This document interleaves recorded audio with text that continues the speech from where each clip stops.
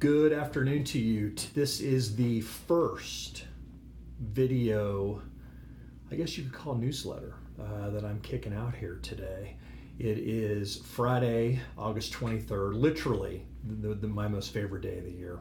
But this is uncut and unedited, so if it seems a little rough, it's because it is, okay? So I appreciate your grace in that. But hope to be doing these on more of a regular basis and shooting them out to people. It's just a really good way to communicate very quickly and efficiently, so it's just something you can expect going forwards.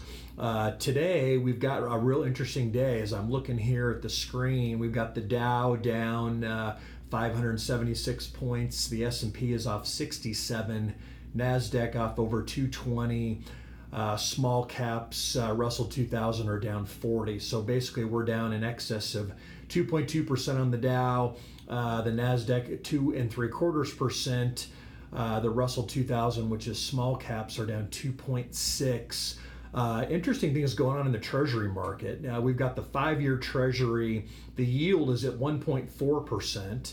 The 10-year is at 1.52, and the 30-year is at 2.01. So we're basically back to looking at kind of that inverted yield curve, which we've been hearing and reading a lot about.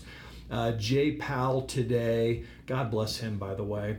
I thought he did a superb job. We've got big meetings up in Jackson's Hole, Wyoming, which I guess it sucks to be them, up in Jackson's Hole. Beautiful country up there. But I thought he did a superb job, and to kind of summarize and paraphrase what he said, the Fed's really going to be data dependent and looking at what the economic fundamentals are saying, which will then help them lay out their groundwork or what their plan is going to be moving forwards. And I appreciate that. I think he does a super job. I think what has really pushed this market sell-off, one, President Trump really did not like Jay Powell's comments, proceeded to rip him again, which, like I said, good for Jay. He's standing on his own foundation, where the Fed is probably the most least political organization that exists, and I'm thankful for that. So I think he and the other Fed governors continue to do a great job. We have China that came out and said they're going to slap more tariffs on the U.S. here soon, of which Trump responded to that. I think the reality of a true all-out trade war is starting to hit the markets, and the markets are kind of starting to look at it.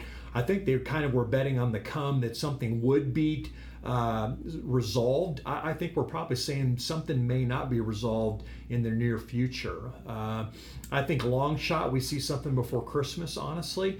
Outside of that, it could be something going into the next election, knowing that there is a possibility of a change at the head of the United States of America with our presidential election next year. So it should be interesting. But with that said, I think that really is a result of why the markets are very volatile. We're seeing a continued sell-off in equities. We're seeing the people continue to buy bonds. The United States is one country in which you've got 90% of the highest credit quality fixed income is in the United States. Okay, you've got 12 countries at least with negative interest rates. So in the event or in the feelings of rising tensions, rising fear, money still comes back to the United States at the end of the day. And that's something I think we will continue to see. So anyway, I would encourage people not to get concerned. The consumer here in the United States is still very healthy. Our economy, while slowing, really is showing no signs of recession. So this is definitely not a time to panic. It's a time to stay focused on the ball, stay focused on the fundamentals. And you hear me say that in my writings a lot. So anyway, I hope everyone is doing great, enjoying what is left of summer. Have a wonderful Friday, August 23rd, and enjoy your weekend. And again, this is Craig Modelmog at Cornerstone Wealth Management, and I am out. Have a great one.